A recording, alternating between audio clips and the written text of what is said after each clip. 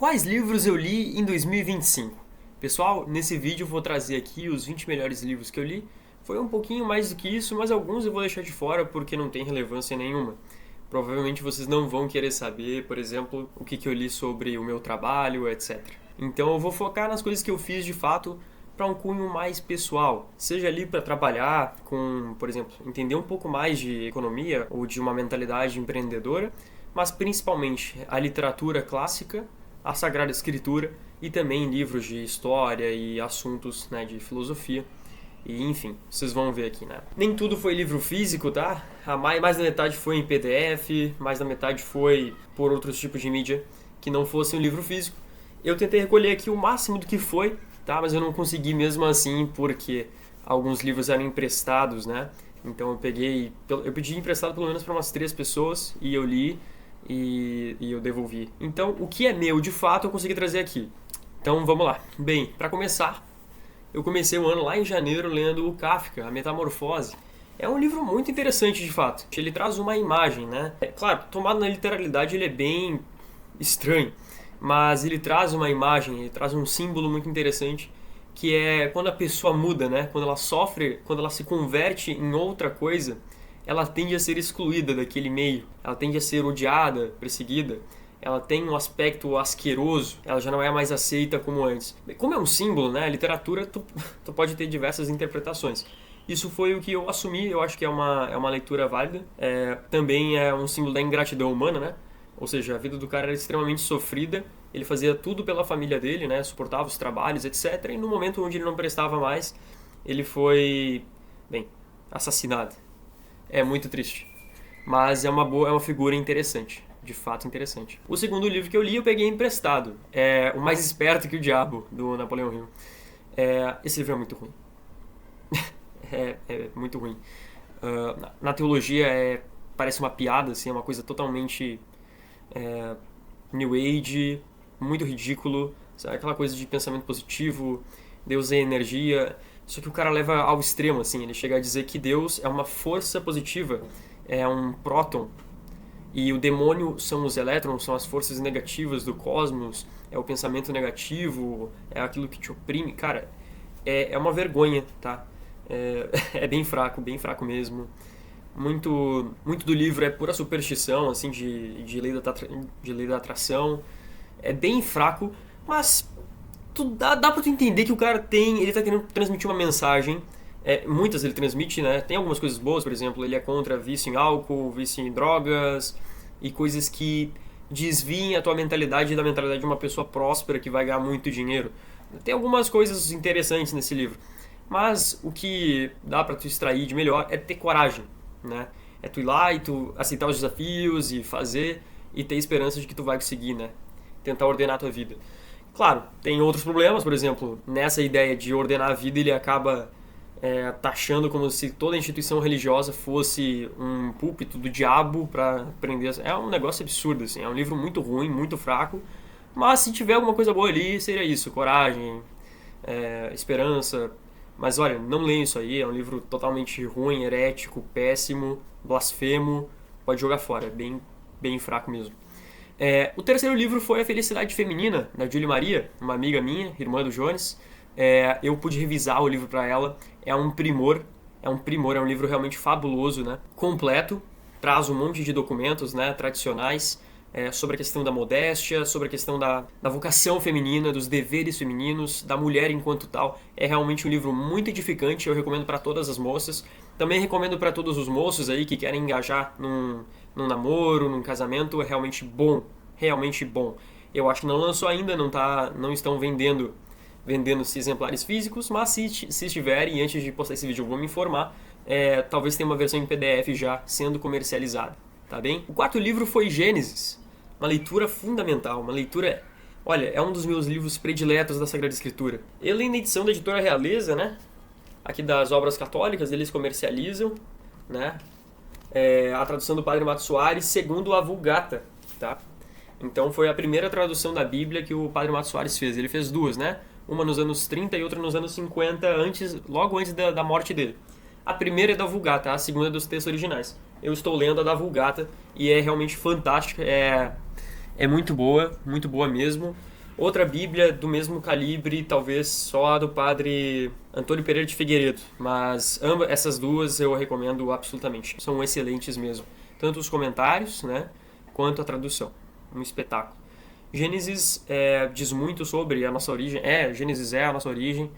Ali em Gênesis se vêem figuras que são literais, é claro, mas que também são um símbolo para nós de realidades muito grandiosas. Eu também usei muito isso, né, porque eu comecei a dar aulas nesse ano justamente sobre história, né, e foi muito importante o livro de Gênesis para poder contar isso. Foi fundamental, na verdade, né, porque essa é a origem do homem, a verdadeira origem do homem. E poder desvendar esse livro tão rico, né. O Santo Agostinho escreveu um livro de umas 300 ou 500 páginas sobre 3 capítulos do Gênesis, ou 4. É realmente um assunto difícil de esgotar e acho que não é insondável mesmo.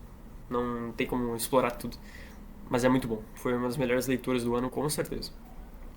O quinto livro foi um presente do meu amigo Abner Benedetto, que é um dos sócios aí da editora Sui Generis. E ele me presenteou com essa peça aqui, com essa obra maravilhosa, como um presente de aniversário adiantado, que é de Dom Prospero Guéranger, O Sentido Católico da História. É um livro muito bom, muito especial. Ele fala sobre como a visão católica, a visão cristã deve ser diante da história. Então, mais do que sobre história, ele não trata muito especificamente sobre esse assunto, ele trata sobre como ver a história, sobre como enxergar a história. Isso se chama meta-história, né? É como se fosse, é um livro que desenvolve uma espécie de filtro para conseguir compreender os mistérios do desenrolar do homem no tempo, desde a sua queda até a sua redenção e até o final dos tempos. Ele também ressalta muito a importância, ele põe muito, né, o Cristo como centro da história e a ação de Deus durante a história, né, a santidade como sendo um dos grandes motores, né, e os acontecimentos principais. É muito interessante, muito interessante. É um livro rico também, que eu recomendo a leitura para todo mundo. Bem, a quinta foi também um livro emprestado pelo Jones, já citado, de São João Crisóstomo, né? É da minha biblioteca católica, Sermões sobre o Matrimônio. Então, assim, são algumas homilias dele, algumas sobre evangelhos, algumas sobre cartas, e outras também de autoria própria. Excelente, excelente. Ajudou muito a eu entender o que de fato a gente deve buscar, né, numa companheira, o que a gente deve dar mais importância na pessoa que a gente vai escolher para viver conosco, para morrer conosco, né, envelhecer junto. E ele ressalta muito a virtude da alma acima de qualquer coisa passageira. E é muito bonito mesmo, eu recomendo a leitura para todo mundo. O nosso sexto livro é o Catecismo Menor de São Pio X, o Catecismo da Doutrina Cristã, que eu já tinha lido algumas outras vezes porque eu sou um dos sócios da editora Sete Santos, e essa aqui foi a nossa primeira obra, né? Foi a nossa primeira e por enquanto única também. A gente já tem alguns projetos aí pensando para botar na nossa esteira para desenvolver. O Catecismo Menor de São Pio X é uma obra fabulosa.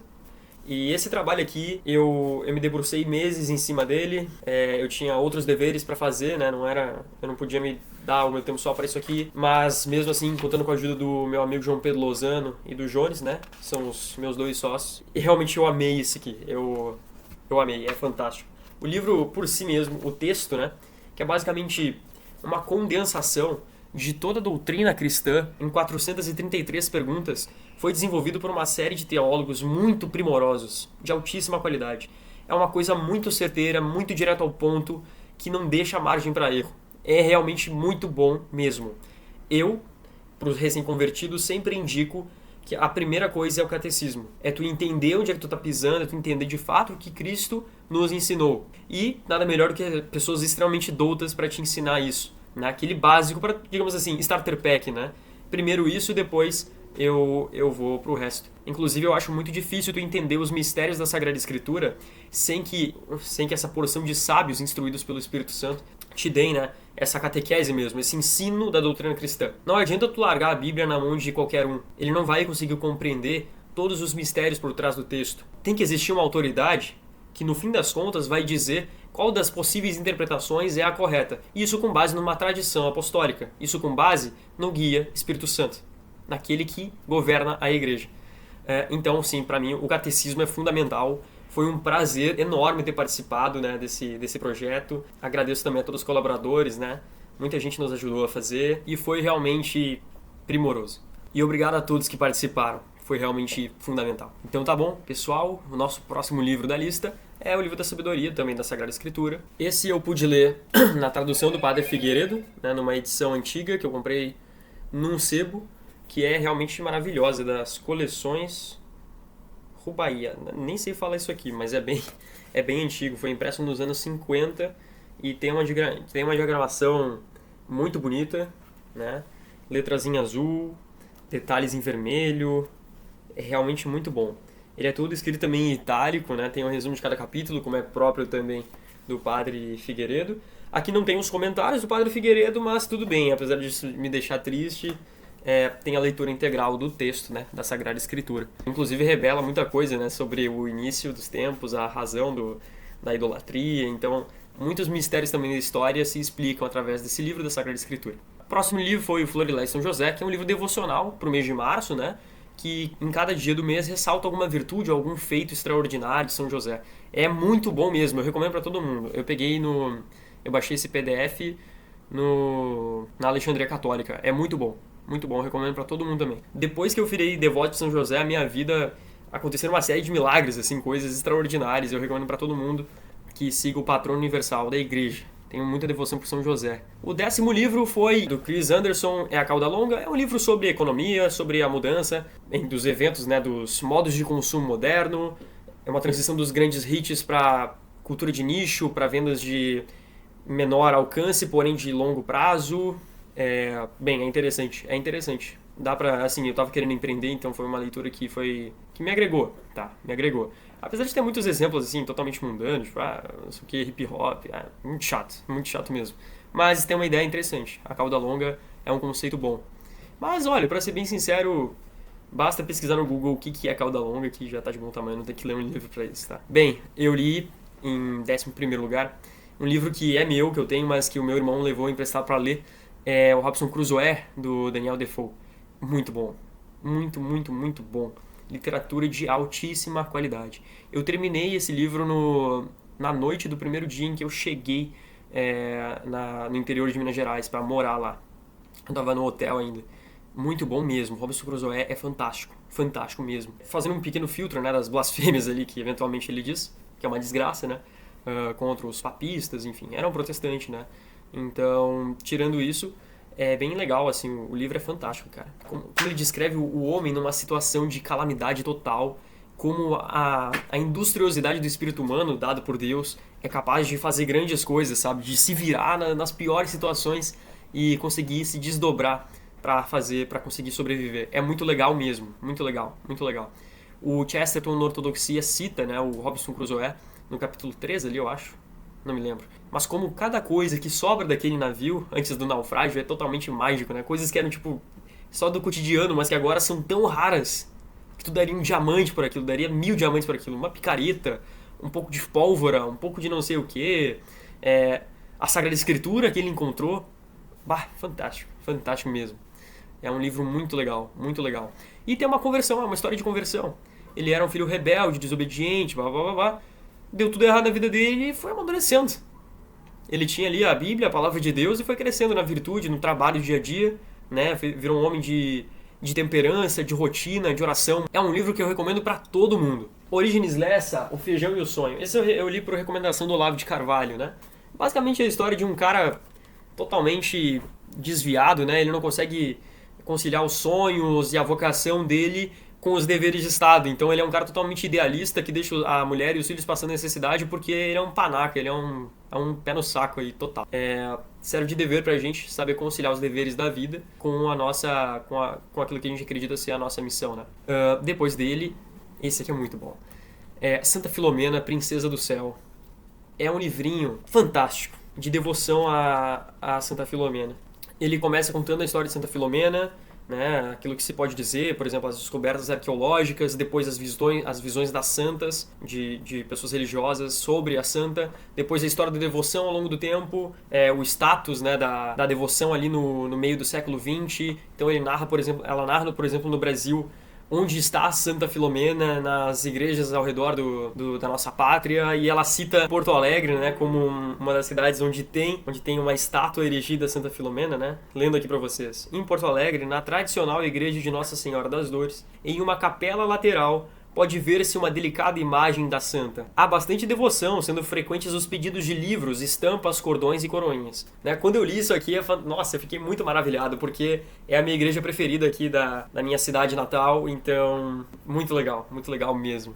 A própria autora, ela põe algumas orações que ela reza, que ela já viu eficácia, né? Milagres que já aconteceram na vida dela, e ela relata, olha, eu aqui, a autora, posso falar que sim, é essa oração que funciona, a Santa Filomena está sempre intercedendo por nós, a Jesus Cristo. No final também tem novena, ladainha e várias orações. Cada uma ela deixa muito efetiva, muito forte, comprovada.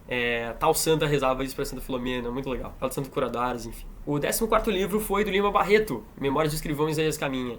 Esse aqui eu não tenho em casa, mas é muito bom. A escrita eu achei muito pedante, pra ser sincero, é bem chatinha, assim. Mas a história vale a pena ser contada. Ela traz alguns relatos históricos muito bons, assim, sobre aquele Brasil pós-império, sobre a decadência da República, sobre os comunistas e uma série de coisas, né? A doença do jornalismo brasileiro desde aqueles tempos. Bem, como o Brasil funciona, né? Tudo na base da corrupção. É chato, cara, mas a história vale a pena ser contada, a gente aprende mais sobre o nosso Brasil e o que a gente deve mudar nele, né? É uma história legal. Mas a escrita eu não gostei muito, pra ser sincero. O 15º livro foi de São Vicente Ferrer, Sermões sobre o Anticristo e o Juízo Final. Esse aqui quem me emprestou foi minha namorada e é realmente bom, fantástico. São Vicente Ferrer é uma pessoa realmente de espírito iluminado, né? Eu levo muito a sério cada uma das profecias que ele diz ali. É um grande puxão de orelha a gente pensar na morte, pensar no fim dos tempos, pensar que aquilo ali é muito parecido com o que a gente vive agora, então por que não ser em breve, talvez, o fim dos tempos? E o chamado que isso nos dá pra santidade, né? Pra mudar de vida logo. Porque, poxa, se a gente tá no final, então presta atenção, cara. Porque ele está dizendo ali, ó, pessoa que é assim, assado, que ama o dinheiro, que é luxurioso, que reza mal, que, enfim, que não tem disciplina, blá, blá, blá, blá, vai ser seduzido pelo demônio e tal. Cara, então você tenta e muda de vida. Ou tu quer morrer desse jeito, quer correr esse risco. Então é sempre bom, né, quando a gente pensa lá na frente, sempre é um chamado para a santidade. Então eu recomendo também muito São Vicente Ferrer. 16º foi do Guimarães Rosa, A Hora e a Vez de Augusto Matraga. Foi no PDF, mas que livro fantástico. Eu posso gravar um vídeo só sobre ele. É um conto de uma conversão. Era um sujeito extremamente pecador, traía a mulher, gostava de beber, brigas e tal. E aí, do nada, ele é espancado praticamente até a morte. Ele é traído, a mulher dele vai embora, leva a filha dele embora pra morar com outro cara, pra se casar com outro cara. E ele é espancado quase até a morte, traído pelos amigos dele. E quando eles vão marcar ele com um ferro quente, com a marca da fazenda do inimigo dele, ele resolve se jogar do penhasco. Ele acaba sobrevivendo e um casal de africanos católicos salvam ele, levam pra casa e começam a tratar as feridas e chamam um padre. Durante essa conversa com o padre, ele entende o real sentido da vida dele, ele entende como ele estava fazendo tudo errado e que a partir daquele momento ele tinha que melhorar, ele tinha que se converter. Ele resolve tomar uma vida totalmente penitente, isolado numa aldeia qualquer, fazendo trabalhos braçais sem ser remunerado R$1 por isso, se mortificando mesmo, mudando. Até que chega lá uma tropa de bandidos, tem um momento meio cômico, enfim, é um pouco estranho, mas é cômico. Ele acaba se dando muito bem com os bandidos porque ele também era uma espécie de bandido, né? Ele era um cara totalmente desordenado. Então ele acaba que fica amigo dos caras e o chefão da gangue gosta dele. Só que ele não topa se tornar um dos bandidos junto. Ele acaba ficando ali, não, vou ficar aqui, essa vida não é mais pra mim, né? Eu tô aqui em busca do céu. Só que acontece alguma coisa ali que antes dele ir embora, ou talvez voltando, o chefão da gangue, que tinha gostado muito do Augusto Matraga, acaba ameaçando de morte e ia matar um cara que era pai de família. E aí o Augusto Matraga resolveu, né, usar a sua força, aquela violência que ele usava antes pro mal, resolveu agora usar pra justiça, e foi lá e enfrentou o amigo bandido dele, e matou o cara. E no leito de morte desse inimigo dele, ele reconhece que fica muito honrado de ter sido morto pelas mãos de Augusto Matraga. É fantástico. É uma história assim de conversão. Da minha opinião, eu não li muito sobre literatura brasileira, mas aquelas obras que eu li, eu realmente... É muito difícil gostar, é muito chato, é uma coisa muito mesquinha, muito melancólica, né? Eu não li os melhores livros, tá? Então, antes de alguém me criticar aí, eu não li Machado de Assis, li muito pouco dele, e outras grandes obras, tipo Euclides da Cunha. Eu não li isso ainda, tá? Mas do pouco que eu li, que é uma coisa um pouco mais moderna, é muito ruim, cara. É muito ruim mesmo. Muito ruim. Esse com certeza é o melhor livro do Brasil que eu já li. E é muito, muito bom. E eu leria de novo 1000 vezes. Vale muito a pena. Muito bom mesmo. Show de bola. Tá, só tem alguma ressalva, tá? Se for criança, se tiver alguém mais jovem assistindo aí. Eu acho que no início do livro tem uma cena que talvez não seja muito decente, mas eu já não me lembro direito, tá? Então, certa ressalva, tá certo? Ali também um livro sobre namoro, do padre Hardy Skilden.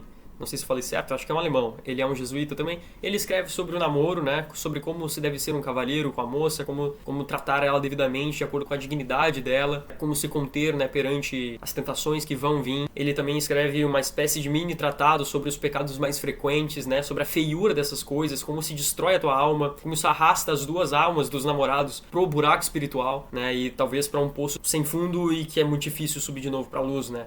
Deixa bem claro como o homem é o mais propício para esse tipo de mácula, né, de pecado, só que como o homem pode se regenerar muito mais fácil do que uma mulher que quando peca contra a carne, né? E ele deixa bem claro aqui, o autor, né, como é mais difícil uma mulher se recuperar de um pecado, de uma vida infame, do que um homem. Então a extrema responsabilidade do homem para cuidar de si e da mulher também, mas principalmente por ela, que precisa mais do que o homem.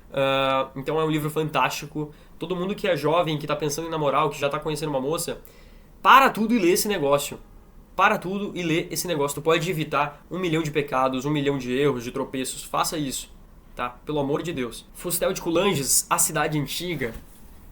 Esse aqui mudou a minha vida. O Fustel de Coulanges, nesse livro, narra, né, sobre as origens dos filhos de Jafé, depois daquele movimento, né, pós Torre de Babel, como essa parte, né, desses dispersos se formaram a sua sociedade, a sua cultura, os seus ritos religiosos, né? Os primeiros atos de desvio religioso desse povo e como isso moldou toda a mentalidade posterior, como a partir disso começam a surgir revoluções na cidade antiga, como, por exemplo, a literatura inflama o coração dos homens e cresce em cultura e as coisas vão mudando, como a sociedade vai se diferenciando, como o movimento filosófico também conduz a uma crítica de um sistema totalitário, né? Porque tem muito disso, acho que o Olavo de Carvalho comenta bastante. O mundo antigo, em boa parte, já tinha, né, esse totalitarismo, assim, esse desejo de poder absoluto, que era a destruição dos comuns, né? Era uma coisa que ia para além da justiça, para além da justa ordem, que é justamente o governo que a gente busca, né? Um governo que busca o bem comum, como isso não acontecia. E claro, aconteceu muitas vezes também, né? O autor conta isso, mas enfim, ele narra como a partir da religião que se fundou toda a cidade antiga, e isso ele tá falando aqui de Grécia, de Roma e também dos povos indianos, né? Basicamente todos os arianos, ele tá dizendo, né? Basicamente os filhos de Jafé, para deixar um pouco mais tranquilo. E tudo começa a partir da idolatria dos mortos, né? Do fogo sagrado, dos deuses lares, da religião familiar. E isso molda muito até hoje, tá? Muitos desses costumes extremamente antigos estão extremamente arraigados na cultura ocidental. Porque, claro, nós somos herdeiros também desses povos, né? Então, da sabedoria deles, por exemplo, da filosofia deles, da literatura deles e de muitos costumes deles. Por exemplo, por que tu acha que por que o noivo, né, o recém-casado, entra com a noiva nos braços? Porque na antiga religião ela não podia encostar na soleira da porta, ela não podia pisar ali, ela tinha que ser carregada pelo marido até o fogo sagrado. No fogo sagrado ela seria apresentada aos mortos, aos antepassados do marido, e seria desvinculada assim dos deuses do seu pai. Então ela não podia encostar, porque se ela encostasse era uma profanação. Em alguns lugares tinha pena de morte para quem encostasse no gramado do vizinho, porque os deuses moravam no gramado, então quem encostava tinha que ser degolado. Isso acontecia muito. Então, uma série de tradições hoje, de palavras. Porta, por exemplo. Portare, do latim, porque os romanos também faziam isso. Tu tinha que portar a esposa para passar pela porta.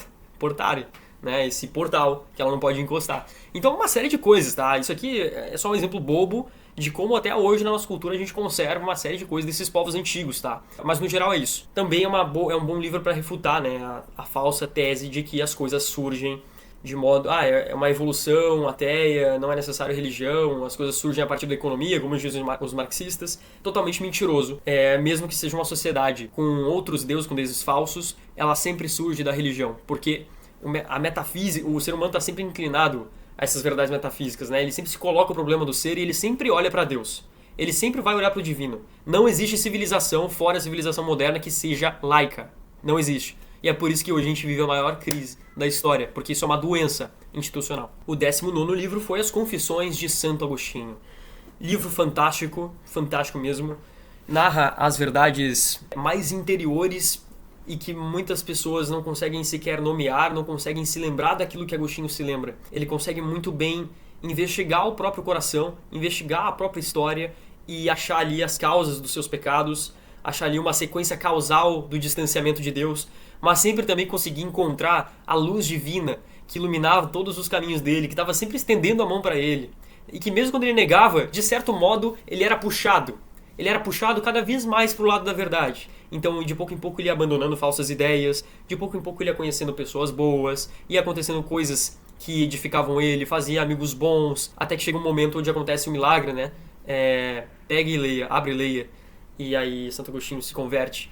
E a história depois dele convertida é muito bonita. As teses filosóficas dele também, por exemplo, sobre o tempo, sobre a memória, nesse livro, são muito profundas. É uma leitura muito boa, é muito edificante mesmo. Eu recomendo para todo mundo. É um clássico, totalmente. Muito, muito bom. Pois bem, o 20º livro aqui da nossa lista, então, é Êxodo, também da Sagrada Escritura, que é ali a história sobre Moisés, a saída da fuga do Egito, as pragas, Deus quando dá os mandamentos, a fuga dos hebreus do Egito e o Mar Vermelho também, e ele acaba, né, com a instituição ali da lei mosaica, com a construção do Santo dos Santos e todo aquele aspecto sacramental e exterior da antiga lei, né, da religião mosaica. Muito, muito simbólico, muito profundo. Quero me aprofundar muito mais nisso.